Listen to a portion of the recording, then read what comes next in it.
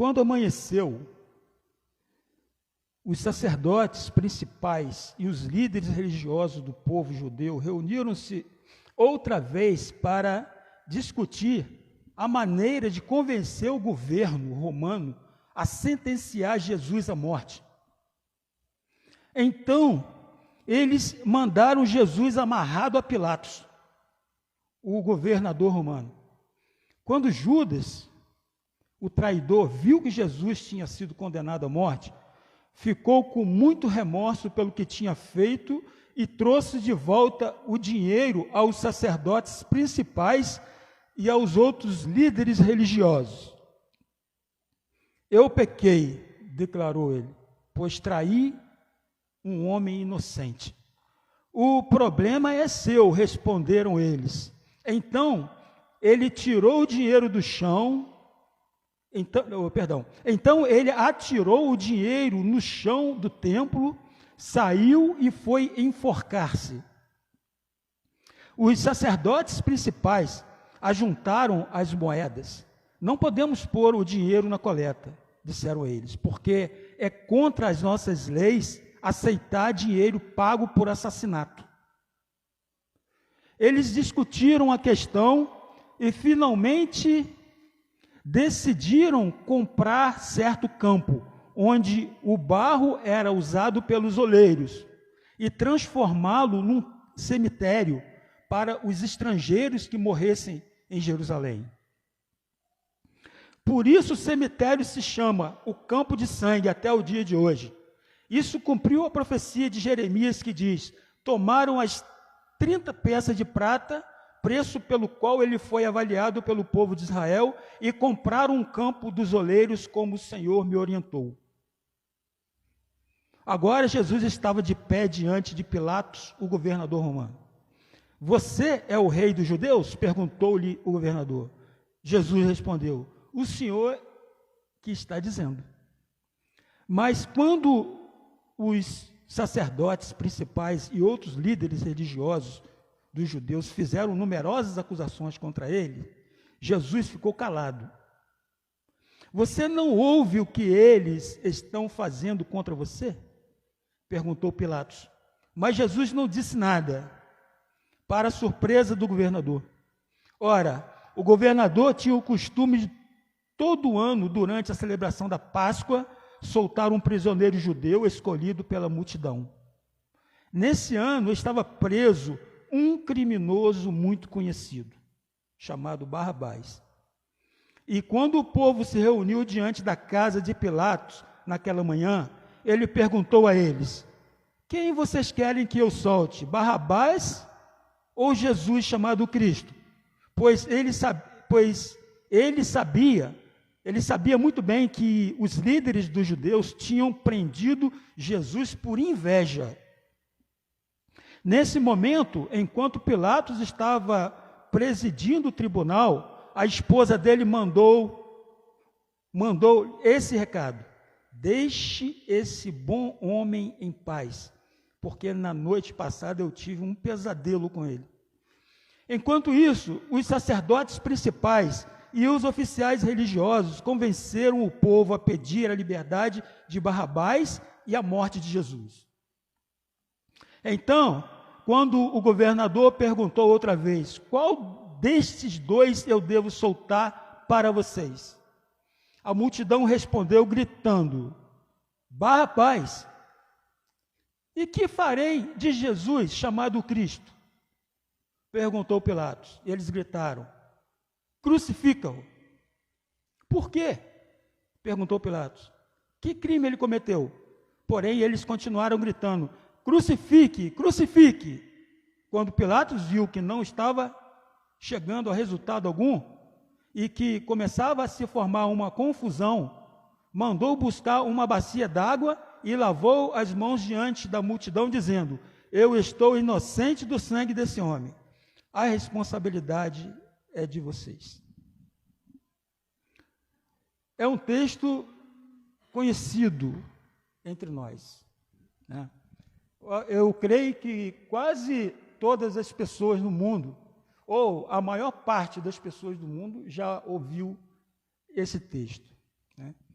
já ouviu esse ocorrido, já ouviu esse relato acerca de Jesus Cristo e da sua morte na cruz por causa dos nossos pecados. Então, nós vemos que Jesus era conhecido de toda aquela multidão. Jesus não era um estranho para ninguém ali, todos sabiam quem era Jesus, né? Jesus, ele veio ao mundo, e quando Maria deu à luz a Jesus, imediatamente já uma movimentação para assassiná-lo já estava pronto, sendo ele ainda bebê. Então, o Espírito Santo deu direção a José e a Maria para que eles fossem para o Egito, para que Herodes não o matasse ali naquele dia. Então, por providência de Deus, ele foi para o Egito, e quando Herodes morreu, Deus falou de novo a José, o padrasto, né, de Jesus, que o pai de Jesus é o Espírito Santo. O padrasto de Jesus, e eles trouxeram com Maria Jesus de volta para Israel, é isso? E Jesus cresceu, a Bíblia diz, Jesus cresceu em estatura, Jesus cresceu em graça, e Jesus cresceu em sabedoria diante de Deus e dos homens. Jesus era o ungido de Deus, né? Jesus era e é o ungido de Deus. E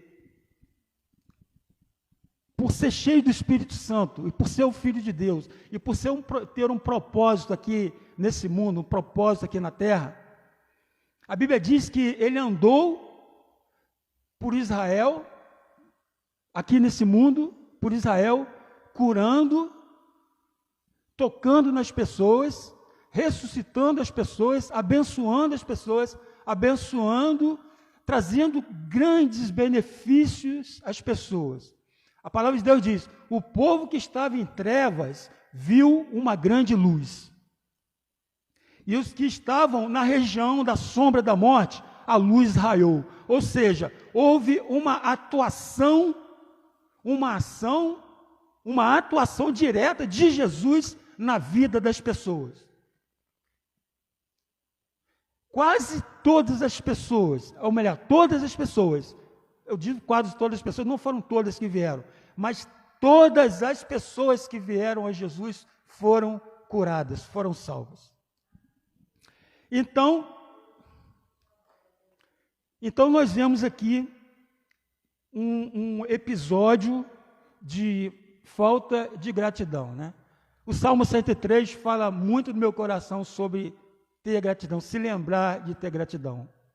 A falta de gratidão daquele povo diante de Jesus, aquele mesmo povo que estava pedindo, crucifica Jesus, foi o povo que Jesus curou, que Jesus ressuscitou, que Jesus abençoou, com exceção, obviamente, de alguns, né? Algumas pessoas estavam ali, quem? Maria, as Marias, né? Maria, a mãe de Jesus, é claro, não participaram do crucificam, mas quem? O discípulo João, né? João, o discípulo amado que estava ali. Os outros fugiram naquele momento, não estavam ali. Mas quem estava ali presente? João e as mulheres, né? As mulheres que estavam ali. Aquelas mulheres não participaram do crucificam, né? Agora, a pergunta implícita nessa noite, para a reflexão minha, reflexão sua e reflexão dos nossos amados que estão lá do outro lado, o que faremos com esse homem chamado Jesus? Essa pergunta deve permear a nossa cabeça até o dia de hoje. Lá, Pilatos fez essa pergunta, mas essa pergunta já estava implícita, já era uma pergunta óbvia, desde quando Jesus veio ao mundo, desde quando ele nasceu.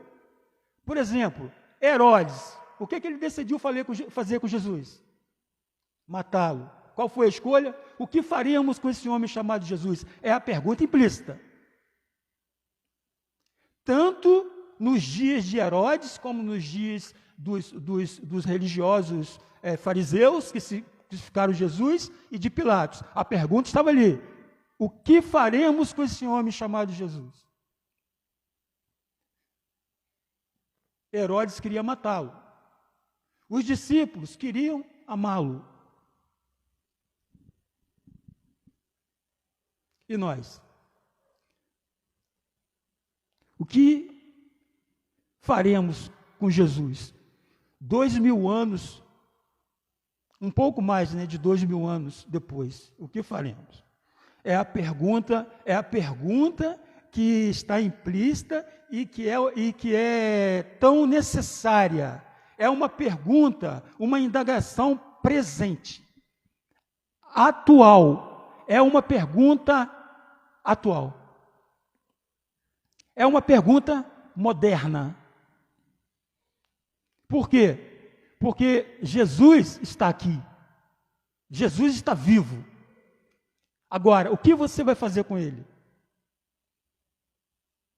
É lógico que, naqueles dias, a pergunta de Pilatos tinha um efeito para aquele dia, para as pessoas que estavam ali, era: o que faríamos com Jesus o homem chamado Jesus, ou Jesus chamado Cristo? Para aquelas pessoas, era: vamos crucificá-lo ou não? Mas só que a pergunta continua ainda até hoje. Ela não perdeu a pergunta: o que faríamos com Jesus chamado Cristo? A pergunta tem o seu valor, o seu significado para esse dia, para essa noite, para esse dia e para esses dias que nós temos de vida que Deus nos dá. A manipulação religiosa. Nós podemos falar um pouco aqui. Eu anotei para conversarmos um pouco sobre a manipulação religiosa e a graça de Deus. Nós vemos manipulação religiosa versus graça de Deus. Nós vemos que o meio que Deus deu para que ele pudesse, que Deus fez ou que Deus proporcionou para que Jesus fosse o seu cordeiro, morresse como o cordeiro de Deus que tira o nosso pecado, era entregando ele na cruz. Jesus, sabendo disso, ele foi direto para Jerusalém, não fugiu de Jerusalém, foi direto onde estavam as pessoas que queriam matá-lo, sabendo que Deus tinha um plano de que ele morresse na cruz pela humanidade inteira e que ele fosse o Cordeiro de Deus. Jesus, meus amigos, Jesus é o Cordeiro de Deus que tira o pecado do mundo. Ele morreu na cruz como um cordeiro sem pecado. Então vemos a manipulação. Não adiantou nada aquela manipulação ou qualquer conversa que surja, mas eles entregaram a Jesus ou manipularam para que Jesus fosse entregue, mas do outro lado tinha a graça de Deus. Essas coisas são usadas por Deus para que o propósito dele seja realizado.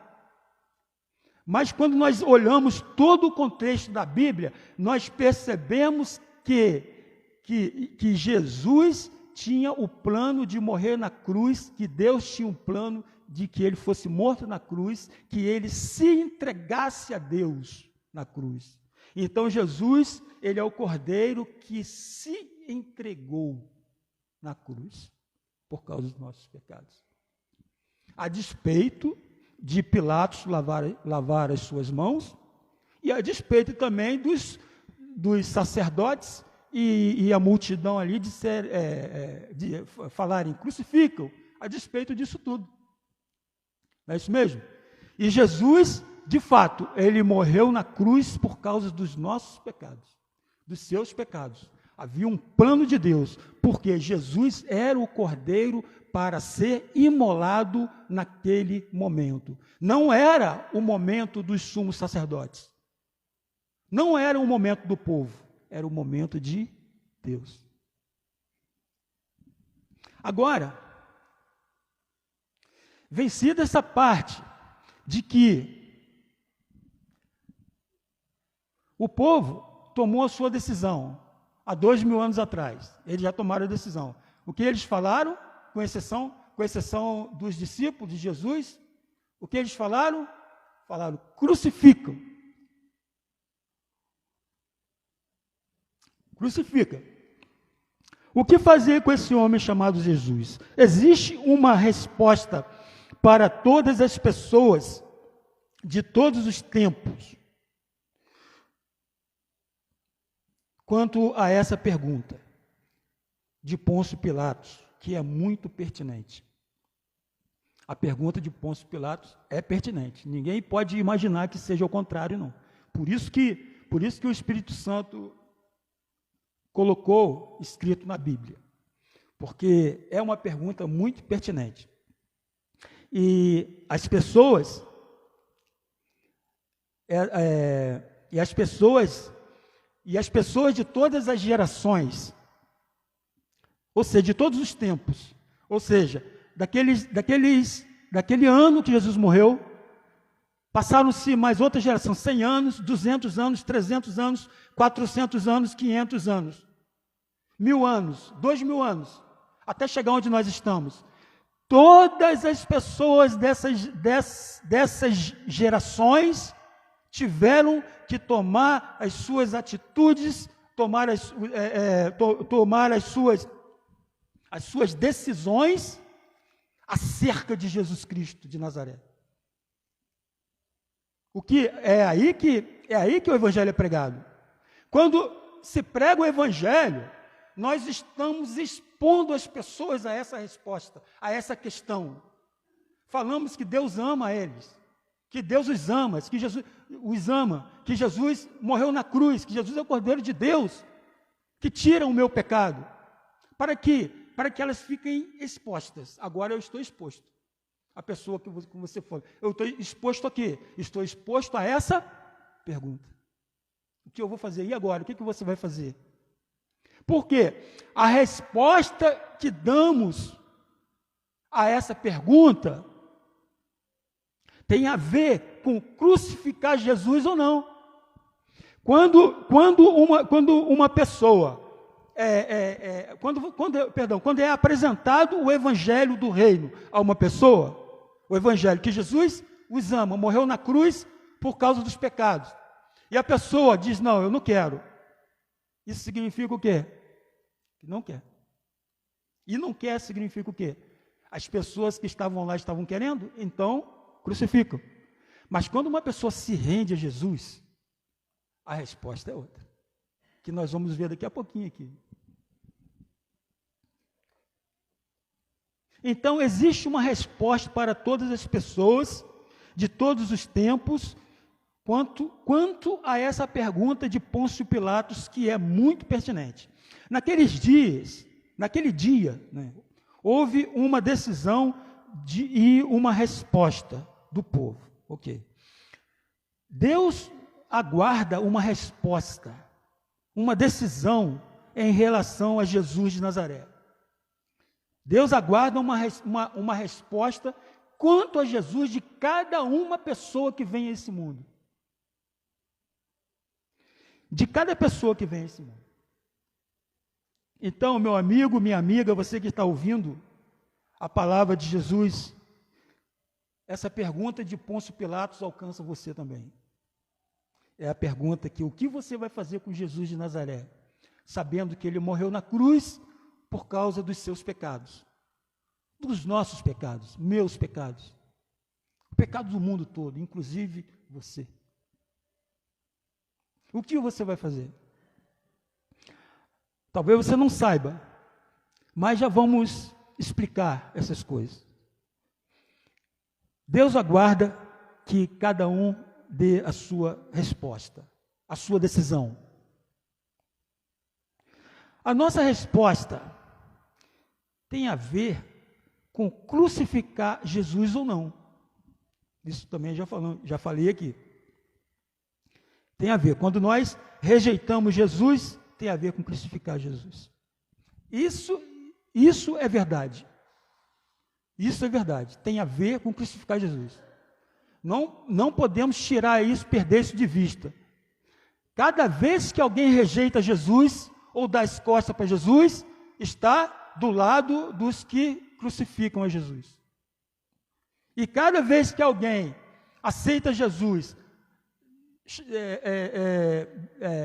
convidando a Ele para ser seu Senhor e Salvador da sua vida, então você não está do lado das pessoas que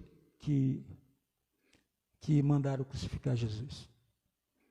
Você está do lado das pessoas que amam a Deus e que não fariam aquilo.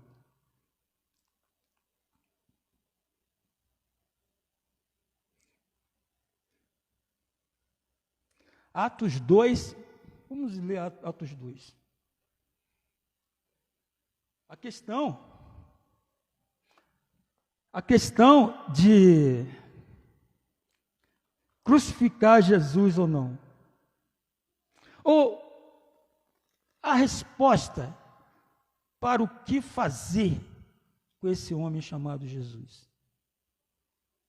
Atos 2. Vamos ler Atos 2. Olha só o que está escrito em Atos 2. Eu preciso ler um trecho, um bom trecho, porque para a compreensão dessas coisas, você precisa pegar um contexto maior e, contudo, muito abençoado.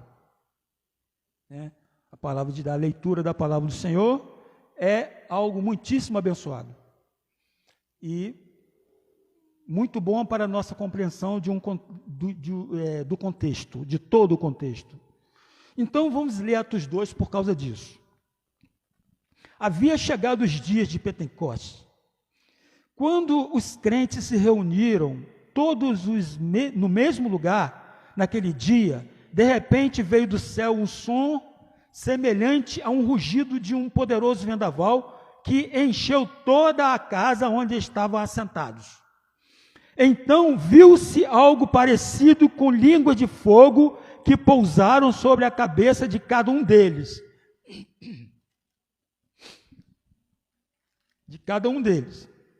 Todos os presentes ficaram cheios do Espírito Santo e começaram a falar em línguas que não conheciam, conforme o Espírito Santo os capacitava. Muitos judeus piedosos tinham vindo de todas as nações do mundo para Jerusalém. Olha lá, o contexto da morte de Jesus foi em Jerusalém. Todo mundo de volta. E quando se viu aquele som, multidões vieram correndo para ver do que se tratava. E ficaram espantadas ao ouvir que seus próprios idiomas estavam sendo falados. Como pode ser isso? Exclamavam maravilhados.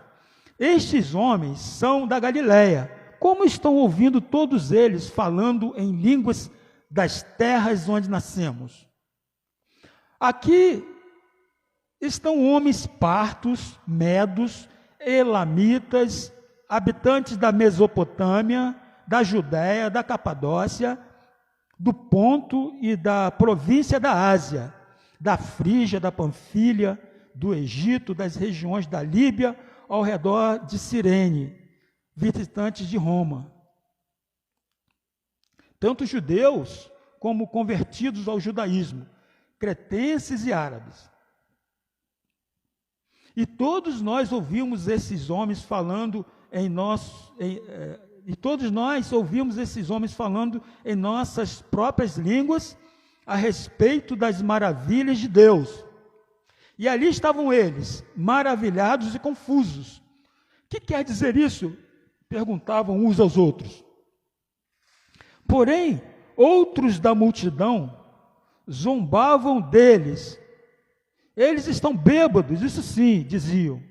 Nisso, Pedro deu um passo à frente com os 11 apóstolos e dirigiu-se à multidão em alta voz. Ouçam todos vocês, homens da Judéia, e de todos os visitantes e moradores de Jerusalém. Prestem muita atenção. Alguns de vocês estão dizendo que estes homens estão bêbados. Não é verdade. Estes homens não estão bêbados. É muito cedo para isso. Ninguém fica embriagado às 9 horas da manhã. Pelo contrário, o que vocês estão vendo foi profetizado há séculos pelo profeta Joel. E depois disso eu derramarei o meu espírito sobre todos os povos. Seus filhos e filhas profetizarão, e os velhos terão sonhos, e os jovens terão visões. Naqueles dias derramarei o meu espírito até sobre os meus servos e minhas servas, e eles profetizarão. E farei coisas espantosas na terra e no céu, sangue e fogo, e colunas de fumaça. O sol vai se tornar em trevas e a lua em sangue, antes de chegar o grande e terrível dia do Senhor. Todo aquele que invocar o nome do Senhor será salvo. Homens de Israel, ouçam essas palavras. Deus apoiou publicamente Jesus de Nazaré diante de vocês, ao fazer milagres e maravilhas e sinais por meio dele, como vocês bem sabem.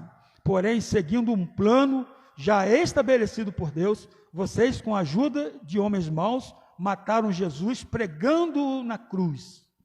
Jesus estava falando que eles fizeram isso. Os que estavam lá falando o quê? Crucifica. É isso? Então, Deus ressuscitou o seu filho, livrando-o do poder da morte, sendo impossível a morte dominá-lo.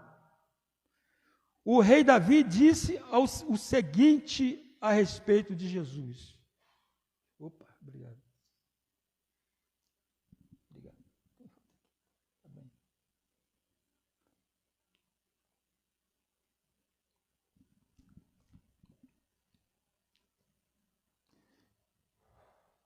O rei Davi disse o seguinte a respeito de Jesus: fiz do Senhor a minha companhia constante.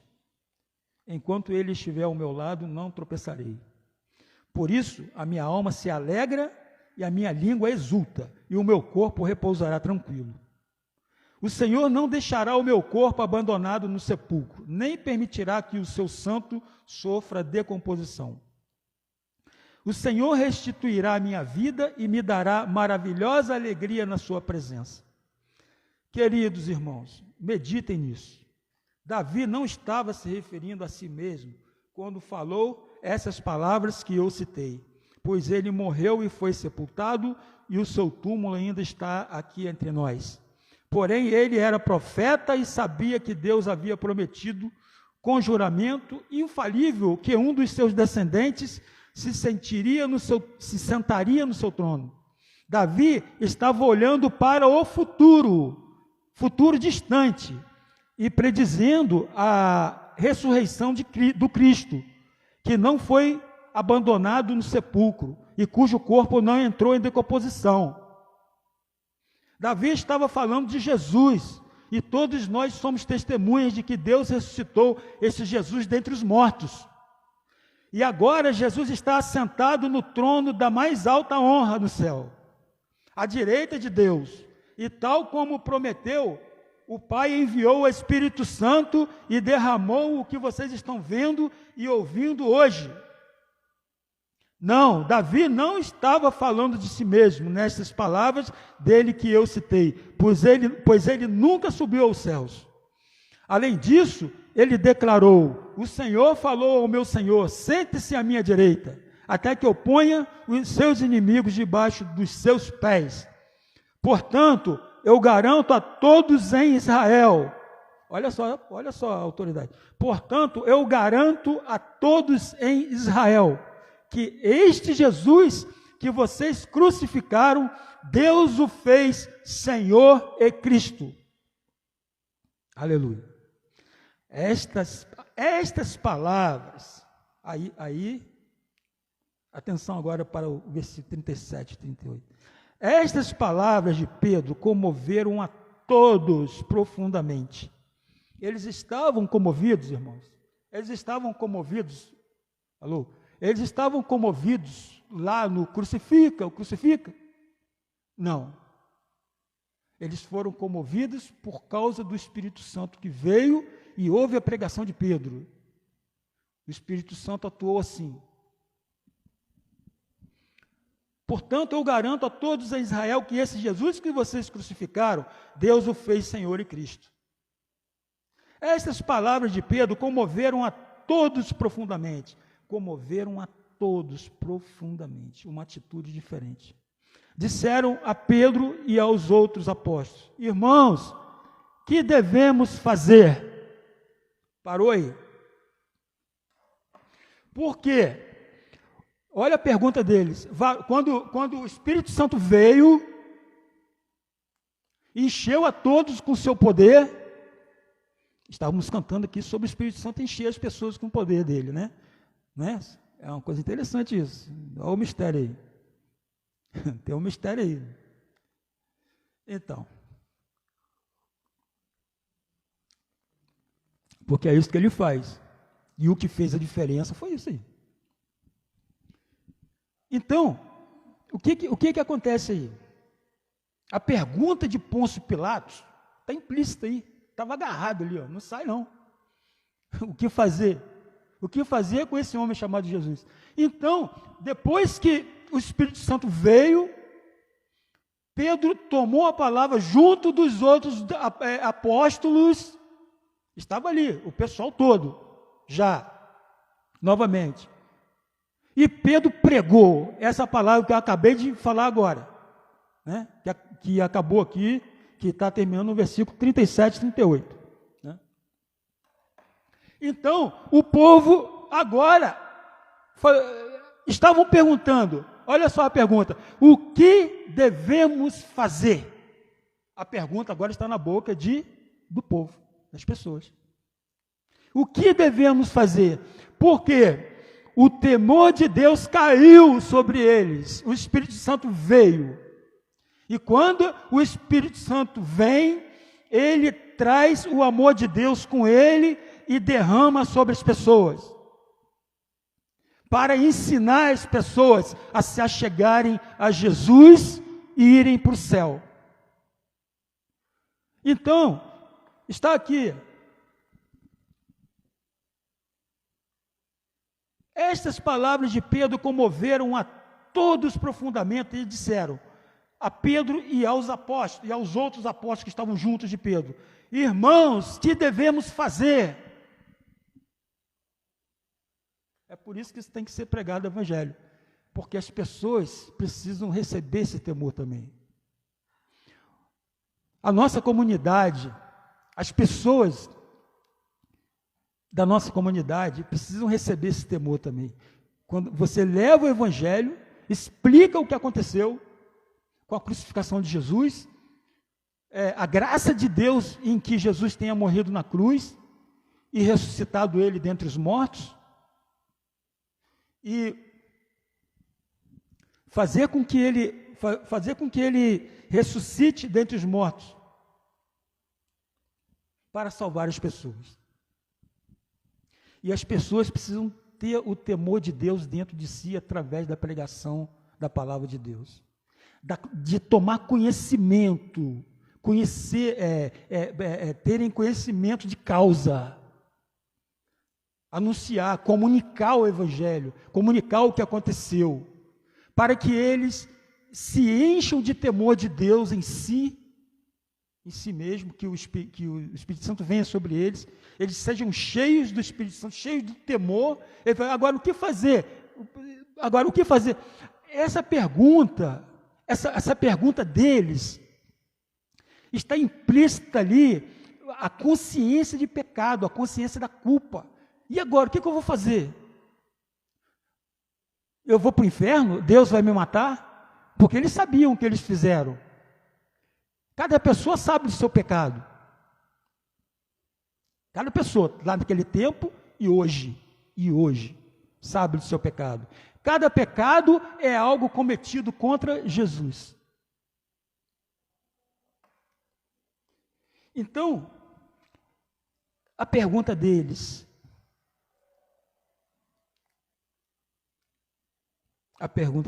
irmãos, que devemos fazer? Você já tem essa pergunta em você? Você já sabe o que fazer? Ainda não? Então, no versículo 38, nós estamos aqui no 37, 38, disse assim: Pedro respondeu, cada um de vocês deve abandonar o pecado. Número 1, abandonar o pecado. É o que Deus está exigindo das pessoas, de cada ser humano. Cada um de vocês deve abandonar o pecado. Isso, Pedro explicando aquela geração. E é a mesma palavra que serve para nós hoje. E sempre vai servir. Cada um de vocês deve abandonar o pecado, voltar-se para Deus e ser batizado no nome de Jesus Cristo, para o perdão dos pecados. Então vocês também receberão o dom do Espírito Santo.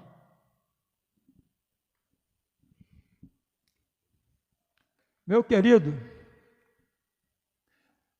o Evangelho não é nada complicado. A palavra de Deus não é complicada. Ela é acessível, ela tem um entendimento comum. Qualquer pessoa que se achega a Deus, eu tenho trazido isso comigo há muito tempo. Qualquer pessoa que se achega a Deus para o conhecimento dele, através da leitura da palavra dele, o Espírito Santo se achega à pessoa.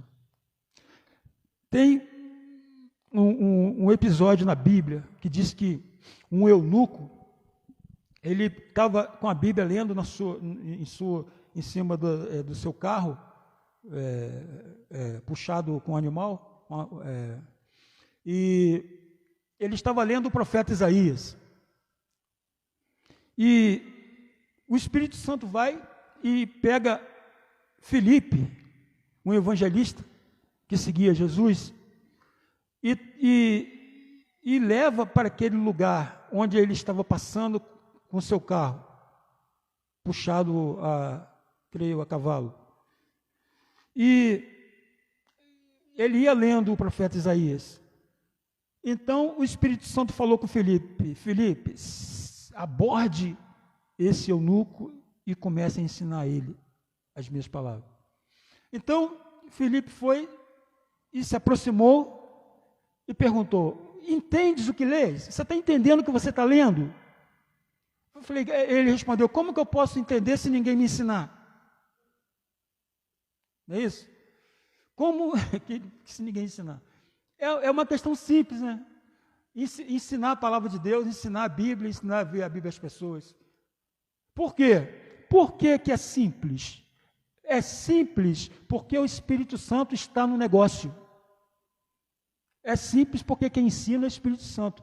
Cada vez que nós pegamos a Bíblia para ler, o Espírito Santo se posiciona ao nosso lado, para ficar junto conosco, para ficar junto de você. Com você também vai ser a mesma coisa, porque Ele sabe de você.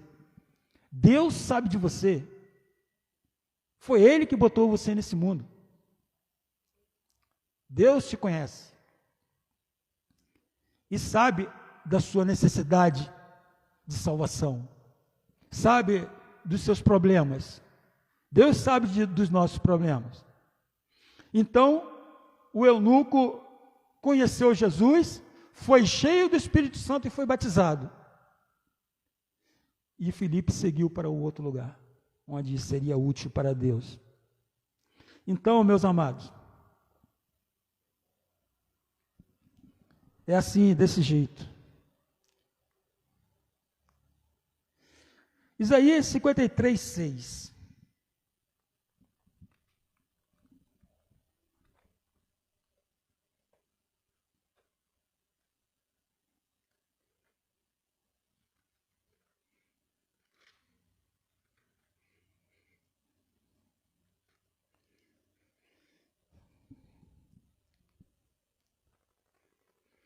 Isaías 56, 3, 6 diz assim: todos nós, andávamos perdidos e espalhados como ovelhas. Cada um de nós seguia o seu próprio caminho.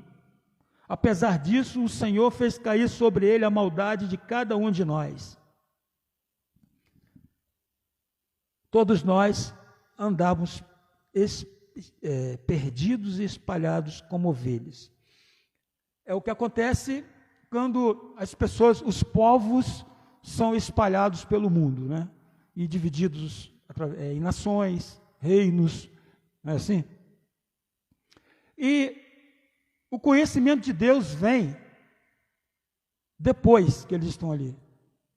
E as pessoas começam a serem informadas acerca do reino de Deus. Porque até então, eles estavam perdidos, espalhados como ovelhas, andando sem saber o que Deus quer. Alguns nem sabem que Deus existe. Cada um de nós seguia o nosso próprio caminho. Esse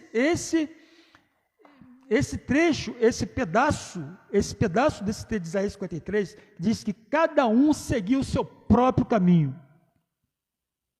Cada uma pessoa diz assim, não, eu entendo dessa maneira, eu creio dessa maneira, eu gosto de seguir assim, creio nisso, creio naquilo, eu sou independente, gosto de fazer o que me dá na cabeça eu faço, me dá na cabeça eu não faço, e eu sigo o meu próprio caminho, eu sou meu dono, a minha cabeça é minha mesma e acabou. A Bíblia diz que essa iniquidade, esse pecado caiu sobre Jesus. É isso que está dizendo Isaías 53. A maneira independente das pessoas andarem. A maneira independente das pessoas viverem.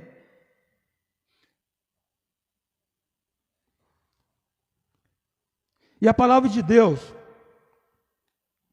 nos mostra que esse pecado caiu sobre Jesus Cristo.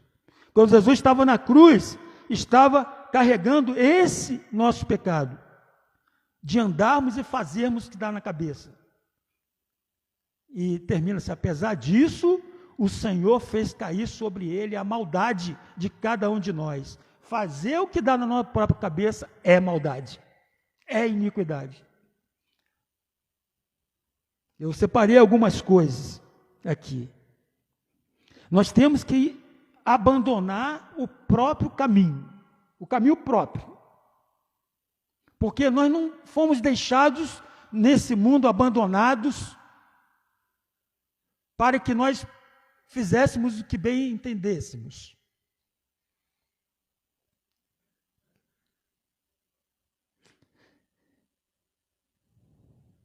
Salmo 119. Lâmpada para os meus pés é a tua palavra e luz para o meu caminho. O Salmo 119 inteiro, o rei Davi clama ao Senhor e pede a ele para que ele possa receber os mandamentos dele. O rei Davi falou assim: eu sou um viajante nessa terra. É isso mesmo, nós somos um viajante, Senhor. Ele falou, eu sou um viajante nessa terra, eu preciso dos seus mandamentos para que eu possa viver aqui. O rei Davi falou isso. E como que isso é importante para cada um de nós? Para que nós não crucifiquemos a Jesus, para que nós possamos saber o que vamos fazer com Jesus de Nazaré. Como que isso é importante? Eu estava vendo sobre Moody, a vida de Moody. Nasceu numa família extremamente pobre. Moody foi um dos maiores evangelistas de todos os tempos. Aqui eu acho que muitos aqui já ouviram falar em Moody, né? E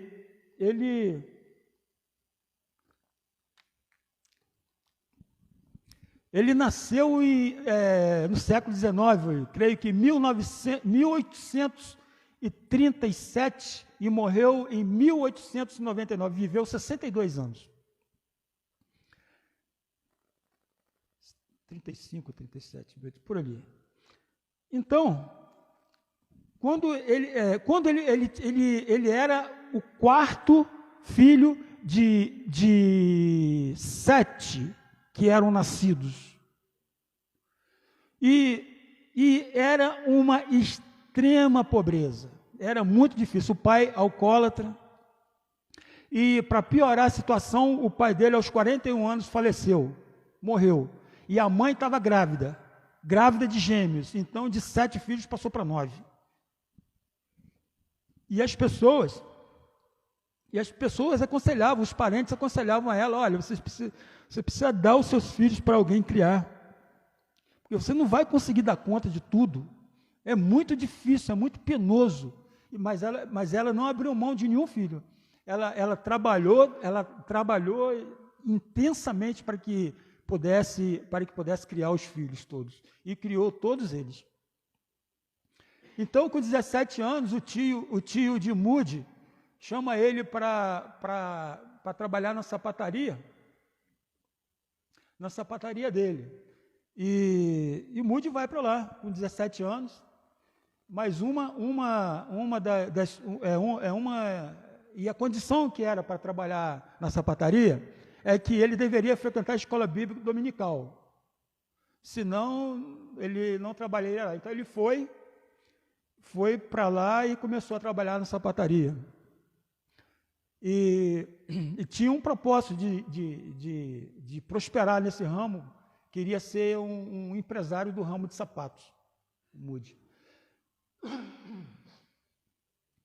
Então, o professor da escola bíblica dominical era um homem chamado Edward Kimball. Escrevei, Edward Kimball, não é difícil falar.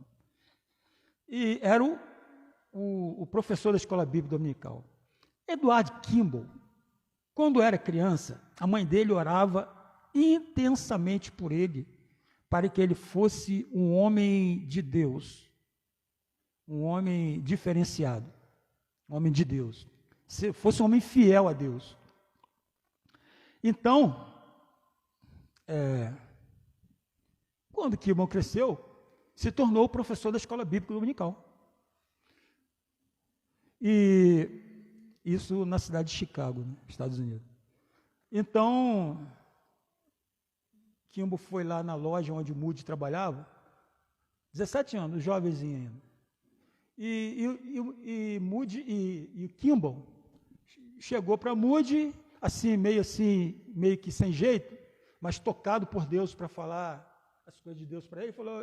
Chegou e tocou e falou com ele sobre a responsabilidade de aceitar Jesus, de viver para Deus e de ter Jesus no coração, do comprometimento dele com Jesus.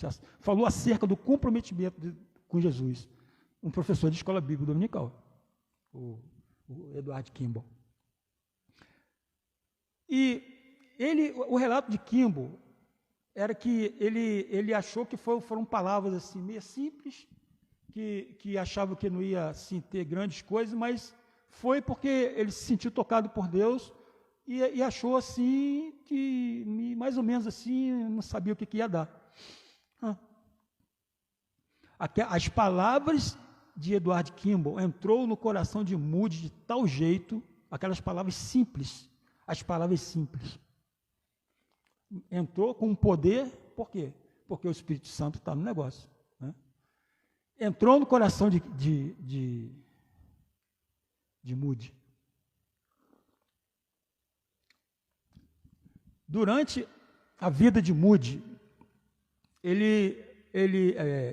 mais de 500 mil pessoas se converteram, pregou para milhões, ele conheceu o Spurgeon, ele foi contemporâneo de Spurgeon, era Moody nos Estados Unidos e Spurgeon na Inglaterra. Ele conheceu, ele tinha vontade de ouvir Spurgeon, e ouvia. Aconteceu que depois que ele ouviu a admoestação, a pregação de Kimball, o que ele fez?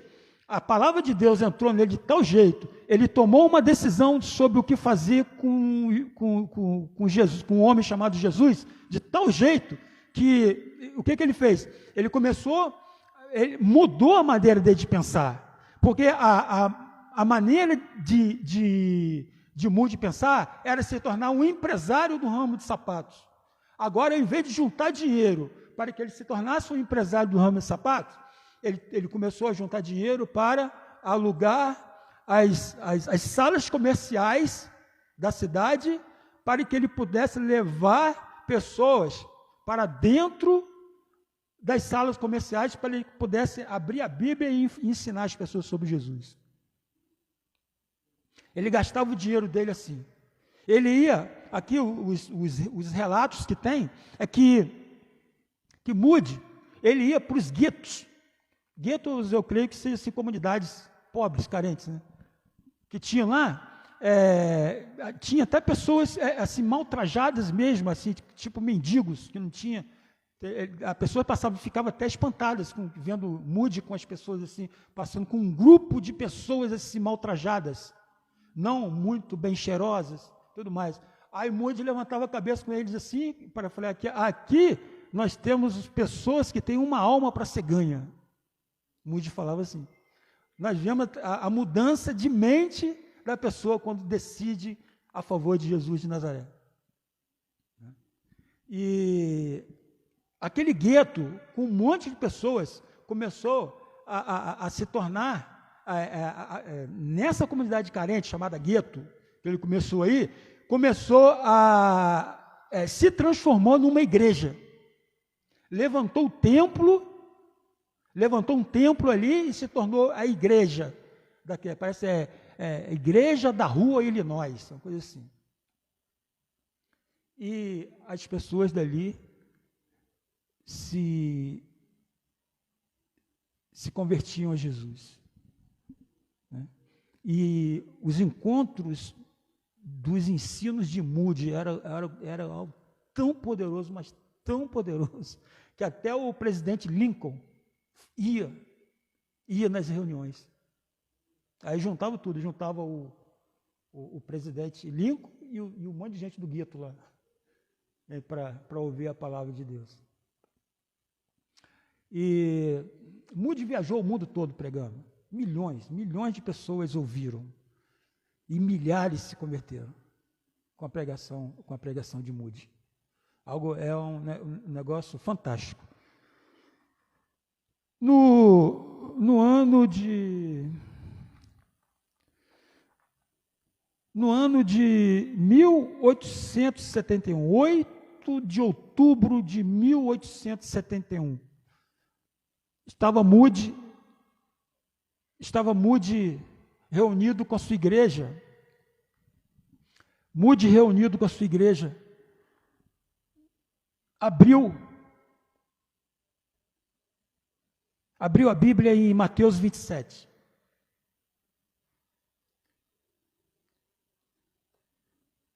Ele não abriu como eu abri aqui, não.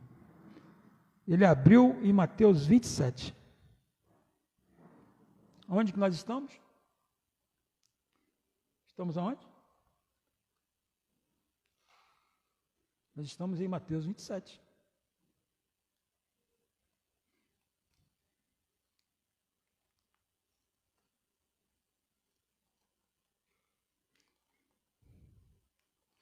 Nós estamos em Mateus 27. Então, Moody abriu a sua Bíblia em Mateus 27.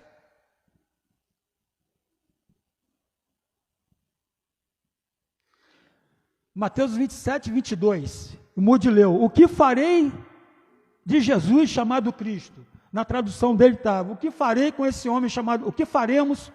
Na pergunta de Pilatos, o que farei com esse homem chamado Jesus? Moody falou para a congregação deles: eu vou dar para vocês uma semana para vocês refletirem em cima dessa pergunta de Pôncio Pilatos. No culto, né? Abriu o culto, falou para os irmãos: eu vou deixar vocês refletirem durante uma semana em cima dessa pergunta de Pôncio Pilatos. Moody falou para a congregação dele. E eles foram embora com essa indagação, com essa pergunta de Moody na cabeça. Eles iam passar a semana toda pensando para que eles pudessem voltar no outro domingo, né? Já com esse estudo feito, com o que Deus falou com eles durante essa uma semana. Porém, no dia 8/10/1871, aconteceu um grande e terrível incêndio na cidade inteira. 300 pessoas morreram. A cidade de Chicago pegou fogo. 95 mil desabrigados. Milhões de dólares de prejuízo. A cidade toda, 300 pessoas mortas. Acabou com a cidade inteira, a cidade de Chicago. Basicamente era construída de madeira naquele tempo. Isso foi século XIX, no ano de 1871. E aquilo ali mudou muito a vida de Moody, impactou muito na vida dele. Ele ficou muito triste com esse ocorrido, porque esse tipo de pergunta não é o tipo de pergunta que você faz sem que haja uma resposta imediata. Esse tipo de pergunta precisa ter uma resposta imediata. Por quê? Porque muitas pessoas da congregação deles morreram. Muitas pessoas morreram. E ele ficou pensativo sobre isso. Na cabeça dele, eu tinha que ter feito eles refletirem na mesma hora. Eu não poderia tê-los deixado ir. Eu tinha que deixá-los refletir na mesma hora. E se algum deles está no inferno hoje por causa disso? É uma questão. Então, eu vi essa mensagem de Moody há muitos anos já, e eu me lembrei dela nesses dias aí, e quis trazer essa palavra para compartilhar com os irmãos sobre essa pergunta que o próprio Moody achou interessante trazer para as pessoas, para compartilhar com as pessoas. Era parte do evangelho de Moody, né? Trazer as questões da Bíblia para que as pessoas pensem, para que as pessoas tomem decisões. Amém? Deus abençoe.